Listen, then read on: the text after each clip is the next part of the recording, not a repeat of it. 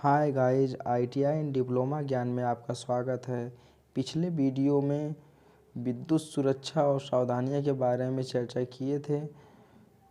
यह पहला ही चैप्टर का दूसरा भाग है, जिसमें कि कुछ भाग रह गए थे। इसको दूसरे पार्ट में हम कवर करेंगे। आज जो भाग छूट गया था उसके बारे में आज चर्चा करेंगे, जिसका कि पहला टॉपिक है अग्निशमन।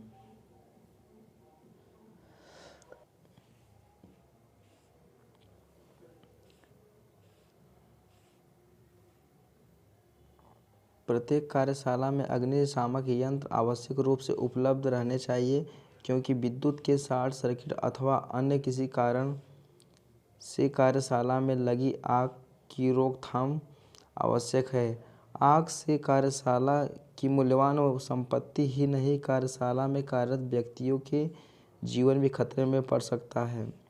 अग्निशामक यंत्र और उपकरण कार्यशाला में ऐसे स्थान पर स्थापित किए जाने चाहिए जहां से वे तुरंत ही प्रयोग किए जा सकें।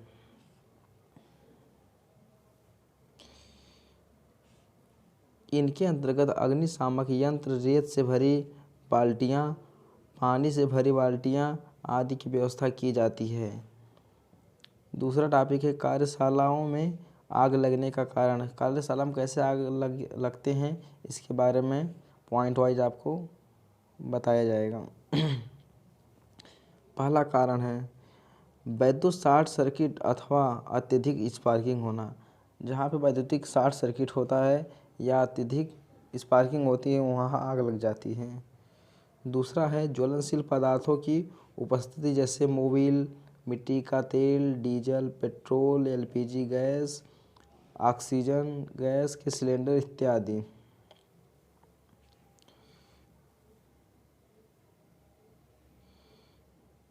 तीसरा है सर्दियों में हाथ तापने के लिए लकड़ी के टुकड़े, तेल से भीगा जूट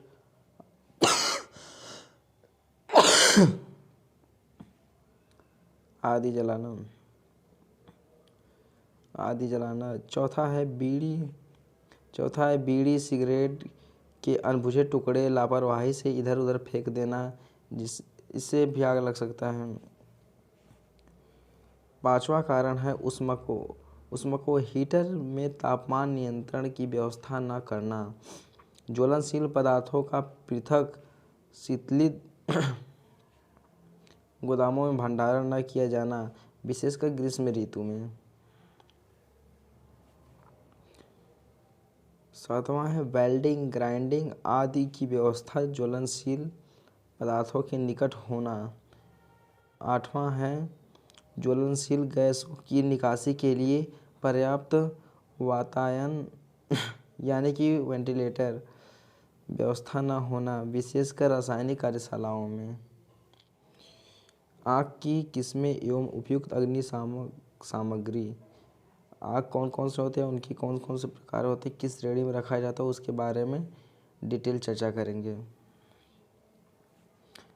आग की विविध किस्में होती है, जिनका उल्लेख उपयुक्त अग्निशामक सामग्री के साथ आगे किया गया है।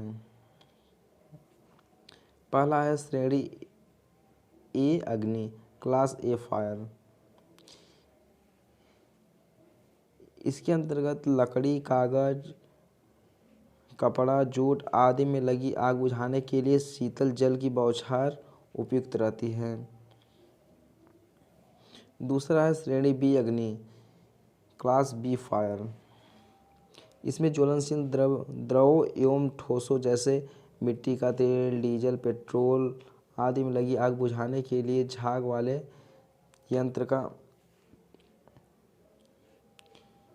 यंत्र एवं कार्बन डाइऑक्साइड वाले यंत्र उपयुक्त रहते हैं। इस प्रकार की आग जल की बौछार से नहीं बुझती है। तीसरा है श्रेणी सी अग्नि, क्लास सी फायर। इसके अंतर्गत सिलेंडर आदि से भरी एलपीजी गैस आदि में लगी आग से विस्फोट होने की संभावना भी विद्यमान रहती है। इस प्रकार की आग बुझाने के लिए हो सके तो गैस की सप्लाई काट दे, अन्यथा चेतावनी घंटी बजा दे और अग्निशमन विशेषज्ञों को बुलाएं। इस प्रकार की आग बुझाने के लिए शुष्क चूर्ण वाले यंत्र उपयुक्त रहते हैं। चौथा है श्रेणी डी अग्नि, क्लास डी फायर। बिजली के तारों, उपकरणों एवं अन्य धात्विक पदार्थों में लगी आग को बुझाने के लिए कार्बन डाइऑक्साइड CO2, शुष्क चूर्ण एवं CTC अग्निशामक यंत्र उपयुक्त रहते हैं। इसके अतिरिक्त शुष्क रेत भी प्रयोग कर सकते हैं। झाग वाले यंत्र अथवा जल की बौछार का प्रयोग इस प्रकार की आग बुझाने के लिए नहीं किया जा सकता है। अग्निशामक यंत्र, अब देखेंगे कौन कौन से यंत्र होते हैं आग बुझाने के लिए।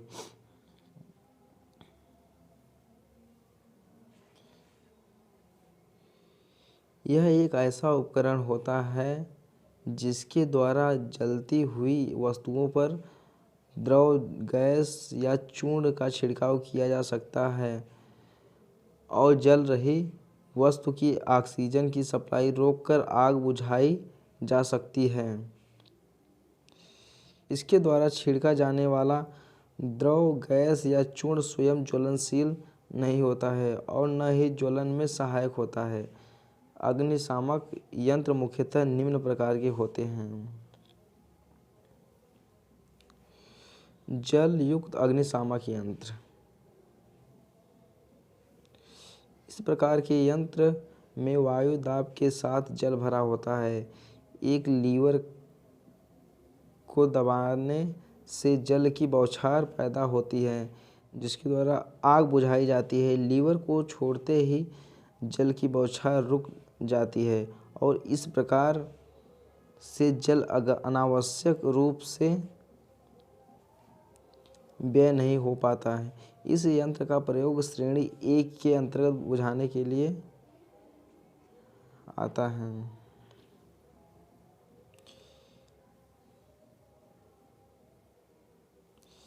यही है हमारा CTC प्रकार का अग्निशामक यंत्र। झाग पैदा करने वाले अग्निशामक यंत्र, इस यंत्र में झाग पैदा होता है। इस प्रकार का यंत्र जल के बौछार के साथ साथ झाग पैदा करता है। झाग बनाने के लिए इसमें खनिज तेल, साबुन आदि पदार्थ वायु दाब के साथ जल में मिश्रित भरे जाते हैं। इसका प्रयोग श्रेणी B के अंतर्गत आता है। शुष्क पाउडर वाला अग्निशामक यंत्र, इस प्रकार के यंत्र में जल के स्थान पर वायु दाब के साथ साथ चूर्ण भरा जाता है। यह चूर्ण ज्वलनशील नहीं होता है और न ही ज्वलन में सहायक होता है। यंत्र का लीवर दबाने पर चूर्ण जलती हुई वस्तु की ऑक्सीजन सप्लाई रोककर आग बुझा देता है। इसका उपयोग श्रेणी C की आग बुझाने के लिए किया जाता है। कार्बन टेट्राक्लोराइड वाला अग्निशामक यंत्र, इस प्रकार के यंत्र में कार्बन टेट्राक्लोराइड CCl4 अथवा ब्रोमोक्लोरो डिफ्लोरो मीथेन नामक द्रव वायु दाब के साथ भरा होता है। यंत्र का लीवर दबाने पर वायु मिश्रित द्रव का छिड़काव प्रारंभ हो जाता है। इस यंत्र का उपयोग सामान्यतः सभी प्रकार की आग बुझाने के लिए किया जाता है। यह द्रव जलती हुई वस्तु को ढक लेता है और इसकी ऑक्सीजन की सप्लाई काटकर तुरंत ही आग बुझा जाता है। जैसे कि जब कोई भी अग्निशामक यंत्र प्रयोग करते हैं तो वो आग और ऑक्सीजन के संपर्क में एक सेपरेट लेयर प्रदान करता है जिससे कि हमारे ऑक्सीजन की सप्लाई कट जाती है और आग को ऑक्सीजन मिलना बंद हो जाता है और आग बुझ जाती है। कार्बन डाइऑक्साइड वाला अग्निशामक यंत्र। इस प्रकार के यंत्र सोडियम बाइकार्बोनेट NaSCO3 घोल भरा होता है। इस कांच की बोतल में गंधक तनु अम्ल डाइल्यूट H2SO4 भरा होता है। बोतल के ऊपर एक धात्विक बेल्ट इस प्रकार लगाया जाता है कि यंत्र को उल्टा करके फर्श पर पटकने से कांच की बोतल टूट जाती है। इसका उपयोग श्रेणी डी के लिए किया जाता है।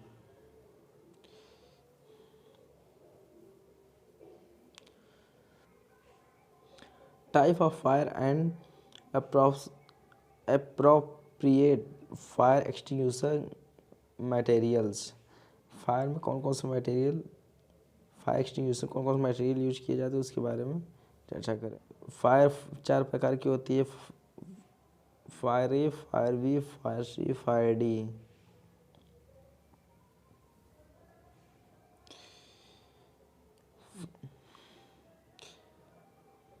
फायर ए में fire extinguishing water field fire extinguisher प्रयोग किया जाता है। दूसरा foam type fire extinguisher using वाला वाटर फील्ड फायर एक्सटिंग्विशर जो कि ए टाइप के आग में को बुझाने के लिए किया जाता है। फोम टाइप फायर एक्सटिंग्विशर को बी टाइप की आग बुझाने के लिए और डी टाइप की आग बुझाने के लिए प्रयोग किया जाता है। और dry powder type fire extinguisher को सी प्रकार की आग बुझाने के लिए प्रयोग किया जाता है। CO2 टाइप फायर एक्सटिंग्विशर का प्रयोग बी टाइप की आग बुझाने के लिए और डी टाइप की आग बुझाने के लिए प्रयोग किया जाता है। CTC टाइप फायर एक्सटिंग्विशर का प्रयोग डी प्रकार की आग को बुझाने के लिए बी प्रकार की आग बुझाने के लिए प्रयोग किया जाता है। मानक एवं मानकीकरण standard and standardisation.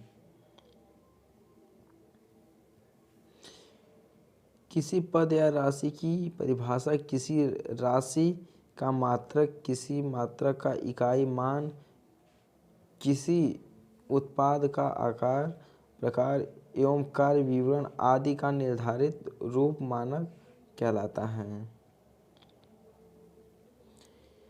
Standardisation Bharatvarsh में एसआई के आधार स्टैंडर्ड इंटरनेशनल के आधार पर वर्ष 1969 ईस्वी में ISI इंडियन स्टैंडर्ड इंस्टीट्यूट ने मानकों के निर्धारण का कार्य प्रारंभ किया था। उस संस्थान का यह कार्य मानकीकरण कहलाता है।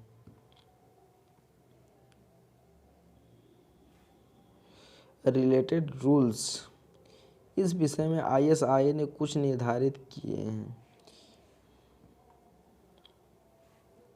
पहला है मात्रक प्रतीकों के एक वचन व बहुवचन एक ही होते हैं। दूसरा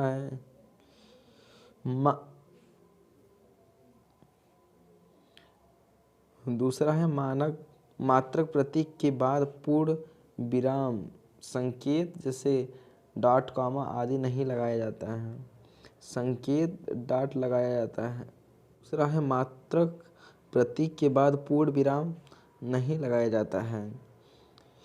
एक से अधिक शब्दों वाले पदों के छोटे नामों में पूर्ण विराम संकेत लगाया जाता है।